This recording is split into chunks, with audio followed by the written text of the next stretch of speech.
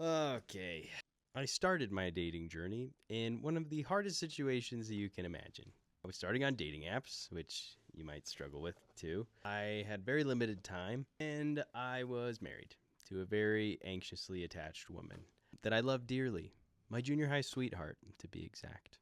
I had to be home at a reasonable hour. Every match had to be filtered by her. And every date idea had to work with her schedule, my schedule. She needed to be on a date while I was on a date so that she wouldn't be thinking and worrying about me. And granted, this whole thing, this wasn't my idea. This was her idea.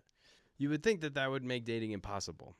But through this journey that I'm going to detail for you in this video, I was able to learn a ton about dating and women and attraction and how it all works. You might think it would be impossible to date in a situation like that. Well, weirdly enough, this chunk of my life taught me a ton about dating, relationships, boundaries, communication, and so much that I would take into my life dating in the future, and what has brought me a ton of success in dating and what has prepared me to be able to be a dating coach and teach all of you how to have better relationships, how to get matches on dating apps, and how to find love.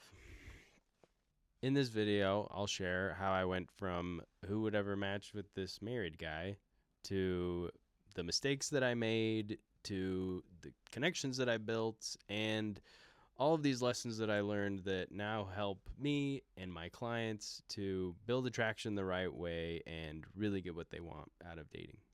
Opening my marriage of 8 years with my junior high sweetheart was definitely not my idea. My ex-wife wanted to explore some connections. She wanted to feel safe with her impulses and know that if she ever did something crazy, that I wasn't going to turn and run. So she brought it up. We talked about it, and we prepared for it.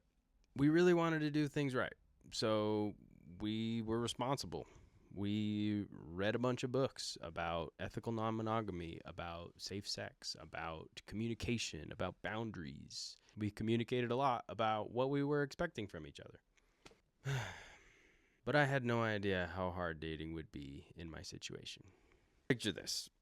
My dating profile says that I'm married. I don't have any pictures of myself, so I'm using pictures with her with like an emoji over her face.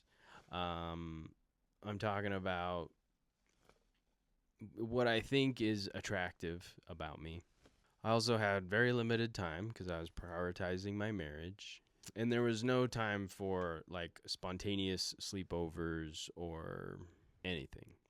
I had to be extremely transparent about everything. Every date plan, every conversation, how those conversations were evolving, how the connections were evolving. I had to be completely transparent about that with my ex-wife. As you might assume, matches were not pouring in. I had to get very good at clear communication, setting boundaries, respecting other people's time, and making women feel emotionally seen and safe. Because if I wasted anybody's time or anybody felt like they were an afterthought, they were going to ghost me instantly. At the time, I thought this was just the cost of dating in my situation. And later on, I realized this was elite level dating training for me. My biggest struggle wasn't just attracting women, it was actually more about boundaries.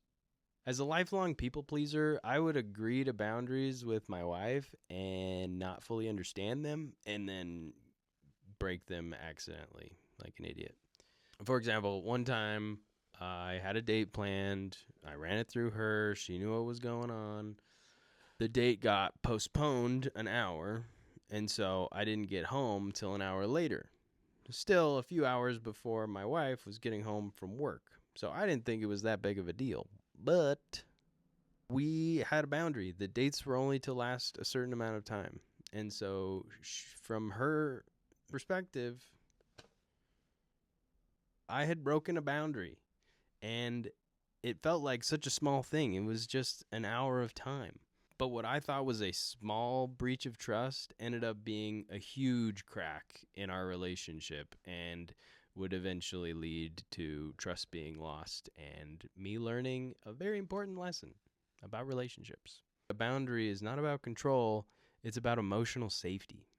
And if people don't feel safe with you, attraction dies, whether it's your spouse or someone you're dating. Things only improved when we got very structured about communication. Every week, we had a relationship check-in, a little coffee date where we'd bring a notebook that had prepared questions where we would check in with each other on our relationship, on our communication, about the people that we were dating, about the dates that we were going on and planning, and boundaries that we needed to set for those dates. We'd talk about our feelings, about expectations, about our fears. And that process forced me to learn about emotional awareness and communication. I couldn't just say, I'm fine, that doesn't bother me. I had to really get connected to how I was feeling and then say it clearly. And that skill changed everything in dating, guys. You gotta connect to your feelings, bro. Because women don't just respond to looks and pickup lines, they respond to emotional clarity and safety. Emotional clarity and safety, boys. Here's what that period of my life taught me that later made dating much easier. 1. Emotional safety creates chemistry. When a woman feels safe, understood, and respected, attraction grows naturally. Safety first, sparks will come second. 2. Boundaries build trust, not distance. No, it seems crazy. Being clear about time, expectations, and intentions actually made women feel more comfortable, not less interested. 3. Communication is attractive. Knowing what you feel and being able to calmly express that is incredibly magnetic. 4. Consideration is powerful. I was so focused on being thoughtful and attentive in my marriage that I developed skills that most men skip. Planning, listening, following through, those things matter. Later on, when I was dating as a single man, those same skills made a huge difference. I wasn't guessing on how to treat someone well. I had years of practice with a very unstable woman. Today, I'm actually in a monogamous relationship, and I really like it. But non-monogamy forced me to build skills that most people would never learn unless they're pushed. Real communication with myself and others, strong boundaries, emotional awareness, and deep consideration. And here's the takeaway. You don't need multiple partners to learn these skills, although you can, and I can help you get there. But if you don't learn this stuff, dating will always feel confusing, inconsistent, and frustrating. I thought non-monogamy would just be a fun way to learn my social skills again and bring some spice into the marriage. But what it really taught me was how to show up in a way that makes a person feel truly seen, safe, and valued. And that is what creates real attraction. When a woman, when a woman, when